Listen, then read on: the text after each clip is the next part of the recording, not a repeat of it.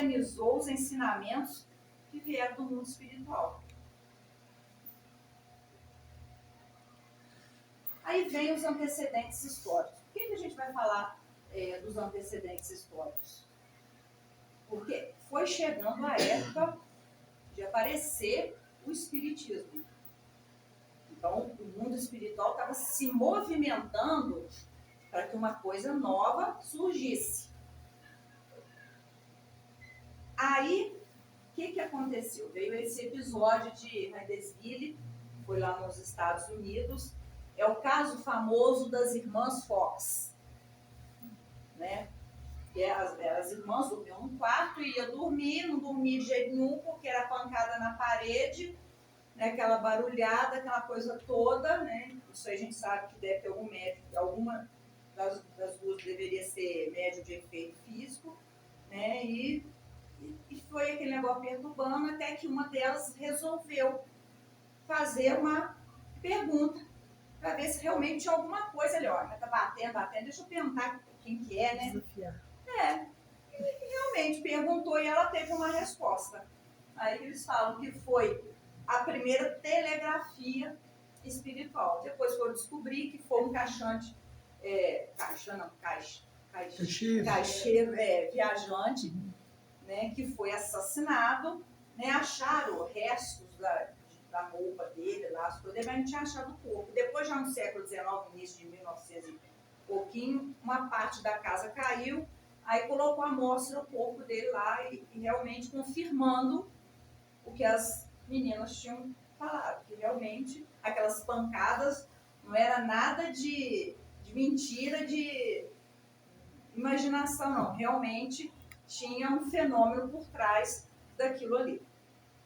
Tá? Então, começou a espiritualidade queria vir. Como se diz, o Consolador tinha que vir. Então, para ele vir, começou a movimentar. Aconteceu isso lá nos Estados Unidos e começou os fenômenos das mesas girantes e falantes na França. Aí as mesas, né, era um divertimento na época. Na época, gente, não tinha bares, restaurantes, não tinha cinema, não era igual é hoje, televisão. Né? Então, a vida social, política e cultural dos franceses na época era ir para os salões. Era onde as coisas aconteciam. E para chamar atenção, o Consolador aparecer, para vir a doutrina espírita, né, tinha que acontecer alguma coisa de extraordinário para poder chamar atenção. Chamar atenção, né, na frente aí vocês vão ver. Aí começou as mesas girarem, levantavam, eles perguntavam, mas faziam perguntas frívolas, perguntas bobas, que eram respondidas. Tinha até composição de músicas. Né? Então, aquilo ali era divertimento. Só que aí esse divertimento, esses episódios todinhos, chegou ao conhecimento de quem? Do nosso amigo Allan Kardec. Né? Foi até anotei o nome do amigo dele, o senhor Fortier, que foi em 1854, fez uma proposta para ele, né? Falou com ele, olha, vamos lá, o que está acontecendo isso? Porque ele, na verdade, ele era um cientista, ele era um pedagogo, ele não perdia tempo com coisas que não iria lhe acrescentar. Né? Ele tinha um interesse científico, filosófico nas coisas. Mas aí quando o amigo falou que as mesas falavam, até compunham, ele, opa, peraí, mas mesa não tem cérebro? Então tem alguma coisa de interessante, de mais importante por trás disso daí.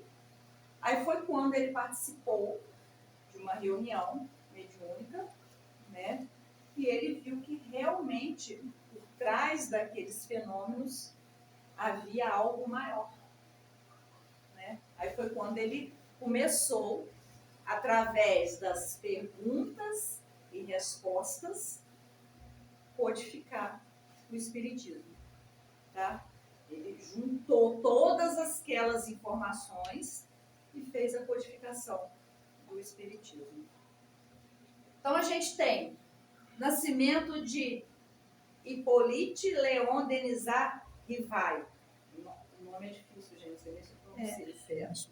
Ele nasceu em Lyon, na França, tá? E casou-se com a professora Amélie Gabrielle de Lacombe Godet. Então, ela era professora, ele também, os dois pedagogos. Importante falar o seguinte, e aí eu fui lá para entender que aí vem a questão, né? Era uma pessoa comum? Não. Ele, muito novo, ele já foi para a Suíça e lá ele estudou com Pestalozzi. Ele foi um discípulo de Pestalozzi. E Pestalozzi, ele foi o pioneiro da reforma educacional. Então, ele foi um grande educador. Tá? E ele acreditava no desenvolvimento integral da criança. Mas interessante, olha só como é que as coisas vão se encaixando. Então, Kardec não é uma pessoa comum. Só era um professor. Não. Olha o contato que ele teve com Pestalozzi. Mas quem que foi Pestalozzi? Kardec foi influenciado por quem? Né, para ele ter tido essa dinâmica de codificar o Espiritismo. Aí, Pestalozzi, ele acreditava nisso, no desenvolvimento da cabeça, do intelectual, do coração. Coração seria o quê, gente? O amor. A gente não tem que estar o tempo todinho que a gente está falando aí. Vamos estudar, vamos aprimorar o intelectual,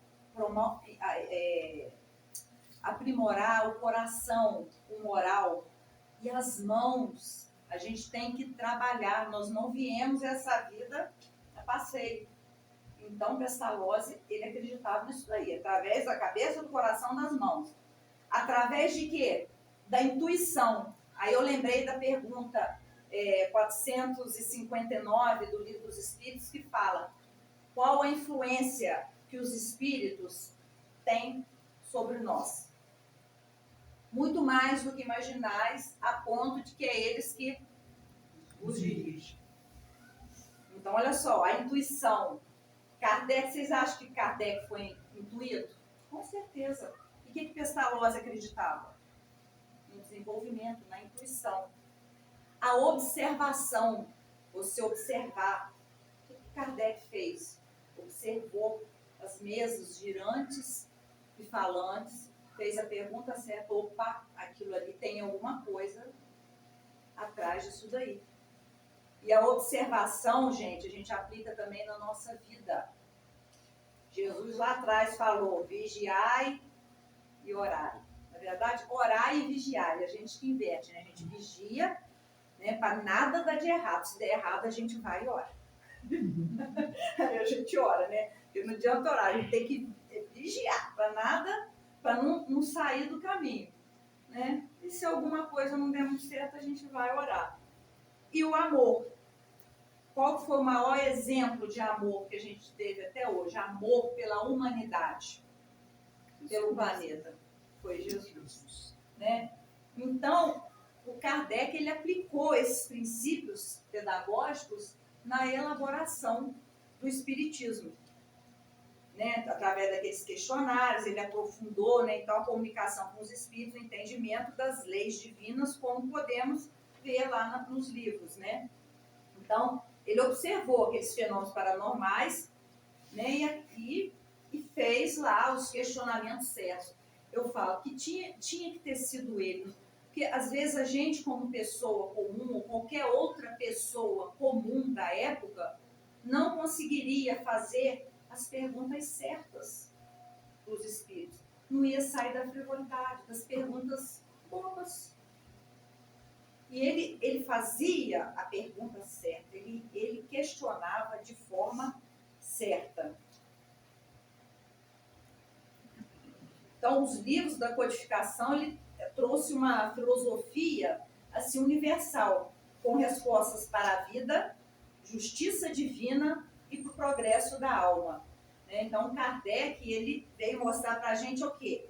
Que a vida, ela continua além da morte, a gente tem a lei de causa e efeito, que rege nossas experiências, e a caridade é o caminho mais seguro para a felicidade. Né? E ele trouxe, Kardec, ele trouxe luz para o mundo. Ele, se a gente estudar, né, a gente olhar, a gente seguir, procurar seguir o máximo ali a risca, a gente vai encaixar naquilo que o Kardec fala, né? Reconhece-se o verdadeiro espírita pela sua transformação moral e pelos esforços que emprega para domar as suas más tendências, as suas más inclinações. Então, aí, ó, ele em 1854 tomou conhecimento das mesas girantes e falantes, né? E dia 25, primeira manifestação do Espírito de verdade, que seria Jesus. E em 56, primeira revelação da missão que lhe estava reservada. E em 57, a edição do Livro dos Espíritos.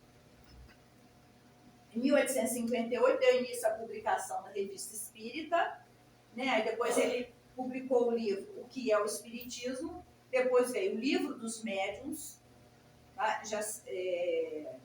Aí veio o Evangelho segundo o Espiritismo, né? Que a gente pegou os ensinamentos, o Novo Testamento, os ensinamentos de Jesus, né? No Evangelho ali, e simplesmente interpretou à luz do Espiritismo. O Evangelho, gente, é um livro que a gente tem que ter na cabeceira da gente, ali na nossa cama ali, e é um livro que a gente tem que ler todos os dias. Quem lê o Evangelho acende uma luz dentro de casa. Quem não quer acender essa luz? Quem não quer ter Jesus dentro de casa? Eu quero. Então vamos ler o Evangelho, que seja um trechozinho todo dia. A gente está abrindo as portas para que ele venha. Em 65 a gente teve a publicação de O Céu e o Inferno, e em 68 a publicação de A Gênese. O Kardec ele desencarnou em 31 de março de 1869, aos 65 anos de idade, pela ruptura de um aneurisma. Engraçado que eu vi que ele estava na casa dele arrumando as coisas para poder fazer uma mudança. Ele ia mudar de casa, no ambiente, ele tinha feito um refúgio com várias casas que iam abrigar idosos, tinha uma biblioteca que ia ser inaugurada, então ele estava na casa dele fazendo aquele movimento para poder fazer mudanças. Aí veio a aneurisma, né, e Kardec retornou à pátria espiritual. E, assim, ele retornou e você fala, mas e aí, teve a inauguração? Correu tudo conforme ele queria. No dia seguinte inaugurou a biblioteca, né, e foi tudo conforme ele tinha planejado. Então, em 69, foram publicados textos inéditos escritos por Allan Kardec no livro intitulado Obras Póstumas. Aí você vai perguntar, Ismênia, mas olha só, ele chamava, né, Paul de Leon, Denisard Rivail, por que Allan Kardec, né, veio esse nome Allan Kardec? Ele, numa comunicação que ele teve com o Espírito falou que eles eram druidas, eles, numa encarnação, né, ficaram juntos nessa encarnação, trabalharam juntos e ele quis adotar o pseudônimo, esse nome dessa encarnação. Aí eu fui lá, opa, não, mas peraí, os druidas, a gente escuta falar, mas vamos, né, um pouquinho mais além só de falar. Então, eram membros de classe sacerdotal, olha só, das antigas culturas, sendo intelectuais, juristas, atuando como conselheiros, curandeiros, advogados e líderes religiosos, figuras centrais do budismo, uma tradição espiritual pagã baseada na sabedoria que desapareceu gradualmente com a expansão do Império Romano e com a cristianização na Europa. Olha só para você ver, a encarnação dele como druida, ele era um filósofo, ele era um orientador, ele era um sacerdote. O que ele fazia naquela época e o que ele fez à época do Espiritismo? Tá vendo? A experiência de Kardec, naquela época, né, concluída, e depois ele encarnando na França, no século XIX, né? Aí a gente lê o Espiritismo, a gente vê que a gente acumula as nossas experiências, que a gente acumula os nossos conhecimentos, isso daí vai ser usado em encarnações futuras. Então, você vê o conjunto, a gente não pode ver uma coisa só isolada. Ah, Kardec, não. A gente pega lá desde Moisés, aí você passa Moisés, Jesus, né, que prometeu o Consolador, vem o Espiritismo, né, mas antes de aparecer o Espiritismo, explode por todos os lugares, lá na França, lá nos Estados Unidos, os Espíritos falando, ó, já está na hora de vir o Consolador, né? Aí vem Kardec, a figura de Kardec. Era uma pessoa comum? Não. Era um discípulo de Pestalozzi que acreditava praticamente o que? No desenvolvimento intelectual, moral e espiritual do ser humano. Então ele cresceu com isso. Aí você pega a encarnação dele passada, quantas pessoas que ele não deve ter aconselhado como sacerdote, como um filósofo também da época, ajudando ali. Olha só. Então, assim, nada é por acaso. É um planejamento que vem, gente, há mais de 2000 anos, a terceira revelação. Então eu falo, Jesus como governador do planeta, ele é perfeito. Deus, então, a gente não precisa nem falar, porque é um Pai bondoso, amoroso e perfeição infinita. E para a gente poder encerrar, eu queria trazer uma frase de Allan Kardec, está no livro A Gênese, que diz assim: quando todos os homens estiverem convencidos de que Deus é o mesmo para todos, que esse Deus soberanamente justo e